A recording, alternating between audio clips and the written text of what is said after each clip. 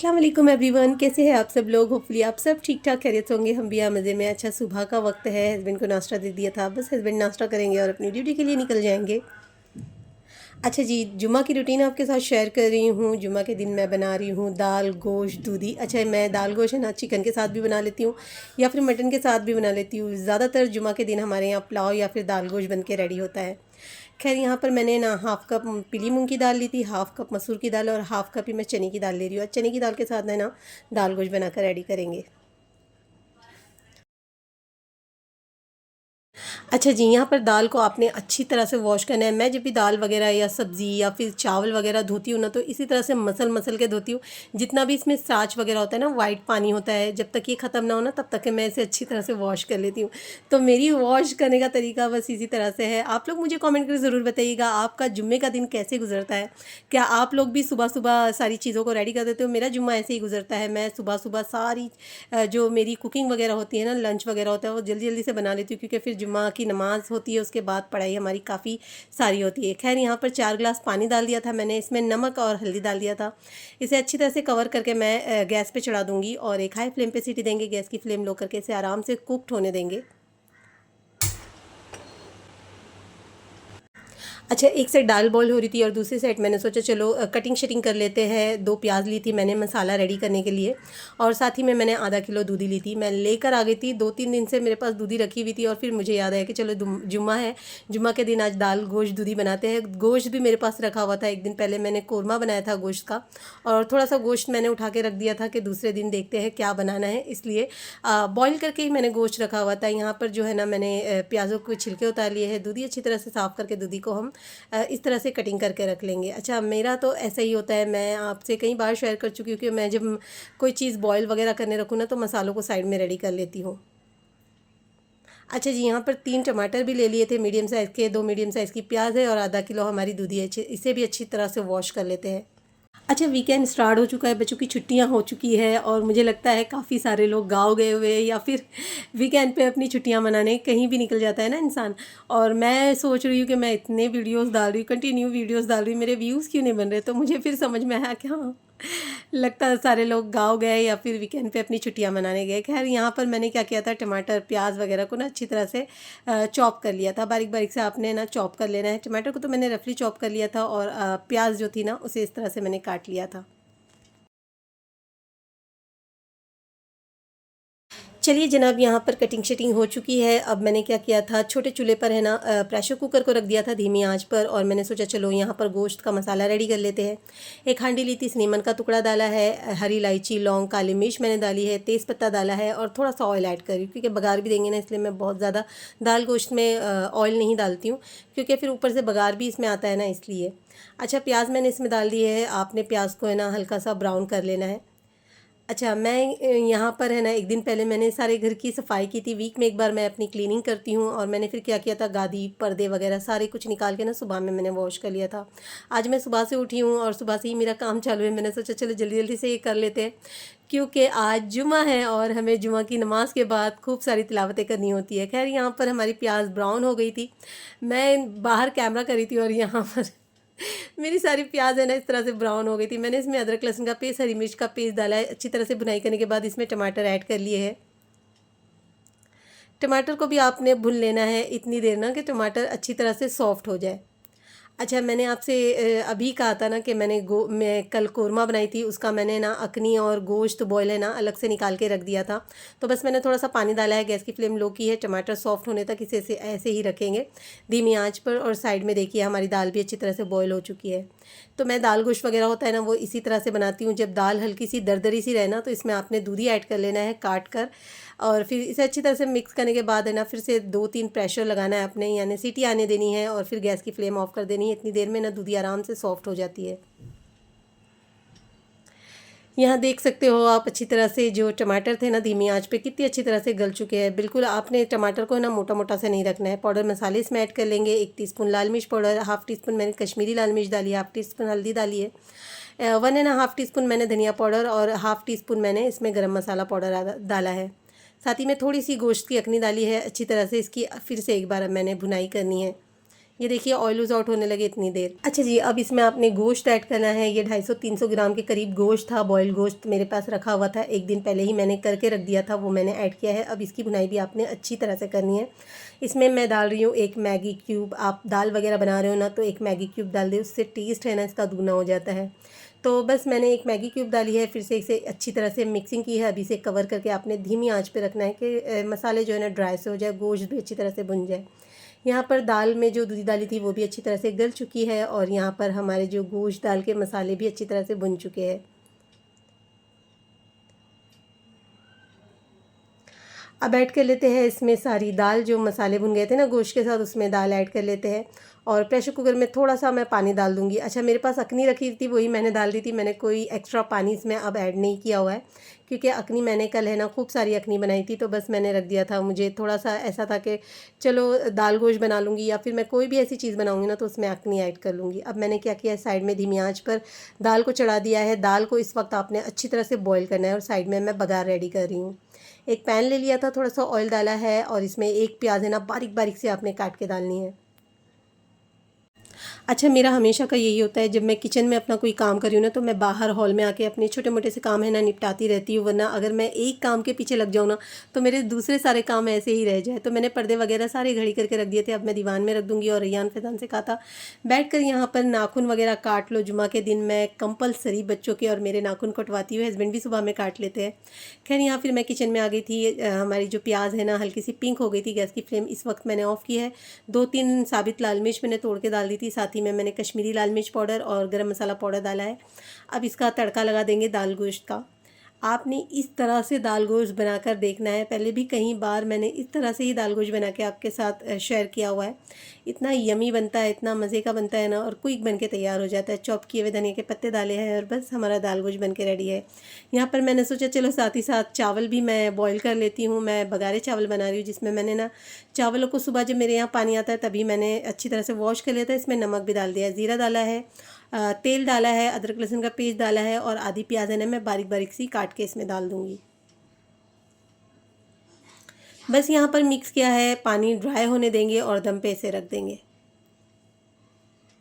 साथ ही में मैंने सोचा चलो यहाँ पर लच्छेदार सलाद भी बना लेते हैं। तो राउंड राउंड शेप में मैंने प्याज काटी थी। मैंने थोड़ी सी मीडियम साइज़ से बड़ी प्याज ली थी, इसके लच्छे अलग कर लिए थे। इस वक्त चाहे तो आप हाथों से अच्छी तरह से प्याज को मसल के धो सकते हैं। मैंने इसमें नमक डाला है, कश्मीरी लाल मिर्च डाली है और इसमें है ना मैं नींबू निचोड़ी। जो इतना ज़बरदस्त लगता है ना दाल गोश्त के साथ या फिर कौरमे के साथ, ज़रूर एक बार ट्राई करके देखना, आपको इंशाल्लाह पसंद आएंगी।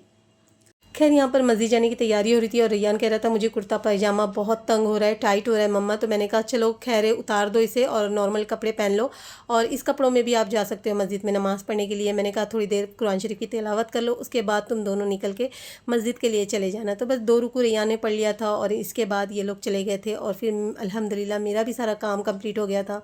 मैंने कहा आज जुम्मा है, सुकून से बैठ के मैं नमाज़ भी अदा करूँगी और खूब सारी तिलावत करूँगी। जुम्मा के दिन की मेरी रूटीन होती है, मैं सूरह कौफ, सूरह यासीन, सूरह जुम्मा और सूरह मोहम्मद, ये सारी आयतें ना मैं आराम से बैठकर पढ़ती हूँ सुकून के साथ।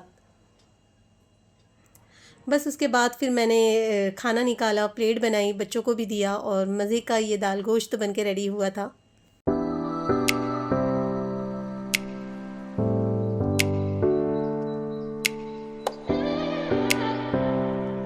अच्छा जी, सेकंड डे की क्लिप भी आपके साथ शेयर कर रही हूँ। आज सैटरडे था और हम जा रहे हैं मेरी कज़िन बहन के यहाँ। बहुत टाइम बाद मैं उसके यहाँ जा रही हूँ। मैंने सोचा थोड़ा सा मैं मिठाई वगैरह ले लूँ, मगर उसने मना कर दिया था कि मिठाई वगैरह नहीं लाना, ऑलरेडी मेरे यहाँ बहुत सारी मिठाई है। तो मैंने कहा चलो कुछ फ्रूट्स ले लेते हैं। हस्बैंड से मंगवा लिया था, हस्बैंड ने फ्रूट्स वाले को कह दिया था और रेयान जाके ले आया था। रेयान और फैज़ान भी रेडी हो चुके हैं और मैं भी रेडी हो चुकी थी। हमने ओला से ऑटो मंगा लिया था और मिलते हैं आपसे ऑटो में।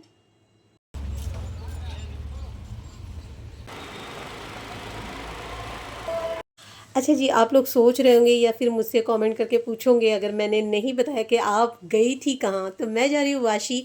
जब मेरी बड़ी बहन थी ना तो हम दोनों इकट्ठा बहुत बहुत जाते थे वहाँ पर वाशी में। वो भी हमारे यहाँ आती थी। एक्चुअली वो आती थी मेरी बड़ी बहन के यहाँ, मेरे घर पे नहीं आते थे। सारा मिलना जुलना है ना मेरी बड़ी बहन के यहाँ होता था, पूरा ख़ानदान हमारा मेरी बड़ी बहन के यहाँ आता था।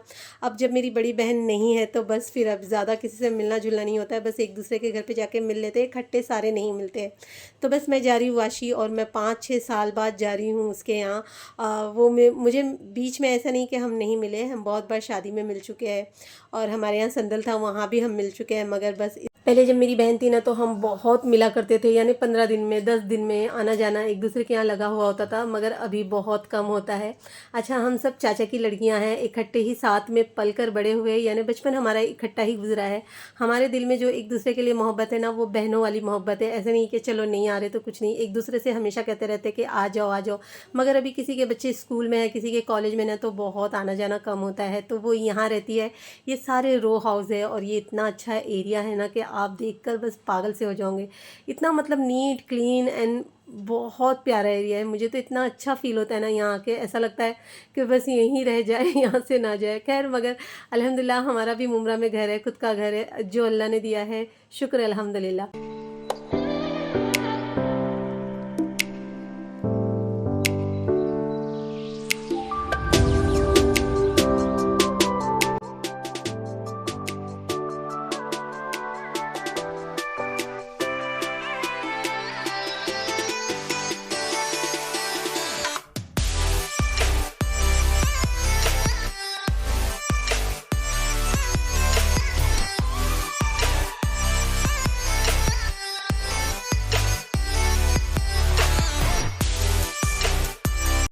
चलिए जी, अब लेके चलती हूँ मैं आपको इसके घर में और इसकी बातें सुनाती हूँ, आपको इतनी हंसी आएंगी ना। अस्सलाम वालेकुम। आपने ब्लॉग पहले ही चालू कर दिए, और क्या बोलना चाहिए था। 12वीं में ना। हाँ, इसको मालूम था मैं ब्लॉग बनाऊंगी, इसलिए ये देखो है ना। मेरे को नहीं पता है। दुपट्टा खाली आगे रखो। मुझे पता था ना ये चुलबुला कैमरा ओपन करेगा, मम्मी को सिखाया होगा। माशाल्लाह बहुत अच्छा लग रहा है, माशाल्लाह सा। अंदर जाओ, उस साइड भी है। माशाल्लाह से इतना प्यारा और खूबसूरत सा घर है ना। अभी इन लोगों ने रेनोवेट करवाया है, 15 साल बाद। बनाया तो ऐसे ही था, बस थोड़ी बहुत चेंजिंग की है और मतलब नीट एंड क्लीन भी रखते हैं। हमारी जितनी भी घर की माशाल्लाह से लड़कियां हैं ना, जो हम साथ में पल कर बड़े हुए अपनी पुप्पी के पास, सारे ही घर में अब जाओगे ना लड़कियों के यहाँ, उन सब के घर ऐसे ही आपको माशाल्लाह से नीट एंड क्लीन मिलेंगे। अल्हम्दुलिल्लाह माशाल्लाह से बहुत प्यारा घर है। फैजान ऊपर जाओ। जुबी चल चल। अच्छा, आप लोग भी सोच रहे होंगे क्या ये हम लोगों को घर दिखा रही है, क्या हमने कभी पहले नहीं देखा इस किस्म का घर। तो मेरा कोई इरादा नहीं है कि मैं शो अप करूं, मैं सिर्फ बस यहाँ आई हूँ तो बस मैंने सोचा चलो आप लोगों को मैं बता दूं इसका घर किस तरह से है। माशाल्लाह से एरिया भी बहुत अच्छा है और फिर इन लोगों ने घर भी बहुत अच्छा बनाया है। बना हुआ तो 15 साल से इसी तरह से, बस थोड़ा बहुत रेनोवेट करवाया है। अच्छा, सीढ़ियों के ऊपर से चलो तो ये एक रूम है राइट साइड में, और ये है सानिया की बेटी जो येलो कलर का कपड़ा पहनी है ना, उसकी बेटी है। और रुखसाना की जो बेटी है ना, वो गई है कॉलेज, अभी तक नहीं आई है। तो ये एक रूम है और बस यहाँ से उतरते ही सामने जो एक सीढ़ी है ना, वहाँ पर एक रूम है। ऊपर साइड आ जाओ तो आप 2 रूम है और उसके ऊपर जाओ तो टेरेस है इन लोगों की। अच्छा, ये बड़ा रूम है और वो छोटा रूम है। ये बड़े रूम में बड़ी सी गैलरी है, तो वो भी मैं आपको बता दूँ।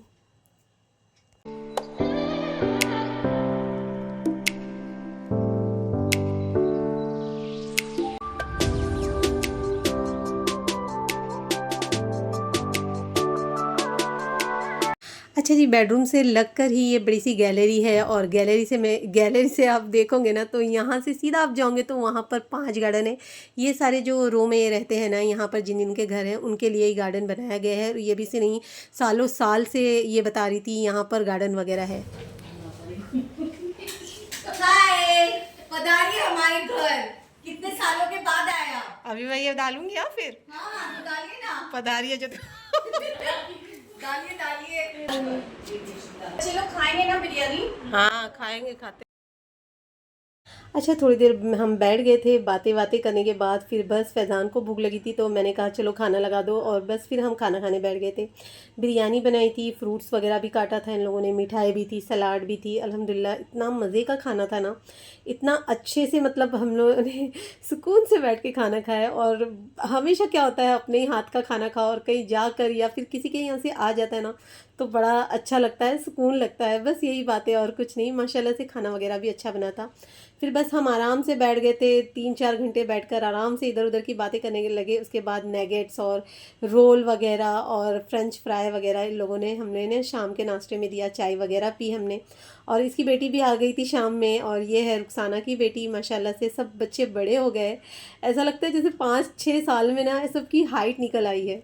बस फिर क्या था, हम काफ़ी टाइम बैठकर बातें करने लगे, अपने बचपन की बातें करने लगे। हम भी इसी तरह से बचपन से रो हाउस में रहे, सीढ़ी में जो रो हाउस था ना वहाँ हम रहते थे। अल्हम्दुलिल्लाह हमारा बचपन बहुत अच्छे से गुजरा। और जब हम छोटे थे ना तो इसका और मेरा है ना बहुत ज़्यादा तू मैं होती थी, बहुत झगड़ा होता था हमारा, कभी नहीं जमती थी हमारी। और अल्हम्दुलिल्लाह अब उतनी ही जमती है इसकी मेरी, रोज़ हमारी कॉल पर बात होती है माशाल्लाह से। ऐसे तो ख़ानदान में सभी से सभी की जमती है, हर कोई किसी को कॉल करके बात करता है, क्योंकि हम सब चाचा की लड़कियां इकट्ठे ही पल बढ़ के बड़ी हुई है, इकट्ठा हमारा बचपन साथ में गुजरा है। खैर इसने बहुत सारी चीज़ें मेरे बच्चों को दी, कैडबरी, चॉकलेट, मिठाई वगैरह, कह रही थी जो चाहिए ले जाओ। माशाल्लाह से हस्बैंड के लिए बिरयानी वगैरह भी इसने बांध कर दी। तो अल्लाह बहुत खुशियाँ नसीब कराए तुम्हारे बच्चों को, तुमको आबाद रखे, सेहत और तंदुरुस्ती दे, खुशहाल ज़िंदगी अता फरमाए। आमीन सुम आमीन। जब भी आप किसी के घर में जाते हो मेहमान बनकर तो ज़रूर दुआ देकर निकला करें वहाँ से। खैर यहाँ से हमारी ऑटो चल पड़ी थी, अल्हम्दुलिल्लाह हम घर की तरफ जा रहे हैं। तो माशाल्लाह से अल्लाह ने ये दिन भी बहुत अच्छा नसीब करवाया हमें। अल्हम्दुलिल्लाह मैं हर दिन अल्लाह का शुक्र अदा करती हूँ। कभी कभी मैं बहुत ज़्यादा परेशान भी हो जाती हूँ, क्योंकि मैं अकेली रहती हूँ ना, तो मुझे ऐसा लगता है कि मेरे साथ भी कोई बात करने वाला हो, मतलब मैं भी कोई बातें अपनी शेयर करूँ। तो बस इसीलिए कभी कभार कोई नहीं होता है ना, अकेली बैठे बैठे मैं अपसेट हो जाती हूँ। तो बस उस वक्त मैं थोड़ी सी बस मायूस हो जाती हूँ। बाकी तो मैं हर दिन अल्लाह का शुक्र अदा करती हूँ। अल्हम्दुलिल्लाह अल्लाह ने हर दिन अच्छा ही दिखाया है, सेहत है, तंदुरुस्ती है, इससे बड़ी नियामत अल्लाह हमें क्या दे। और माशाल्लाह से इनके यहाँ एक घर के पास मस्जिद है और एक बड़ी सी मस्जिद यहाँ है अल्हम्दुलिल्लाह। मस्जिद हो घर के आगे ना तो बस उसकी अलग ही बात होती है, अज़ान की आवाज़ सुनकर ना दिल खुश हो जाता है। चलिए जी अब लेती हूँ आपसे इजाज़त, मिलूँगी नेक्स्ट व्लॉग में। वीडियो पसंद आए तो लाइक शेयर और कमेंट करके मुझे ज़रूर बताइएगा आज की व्लॉगिंग आपको कैसी लगी। जब तक के लिए अपना ख्याल रखिएगा, अपनी दुआओं में मुझे भी याद रखिएगा। Thanks for watching, bye bye, अल्लाह हाफ़िज़।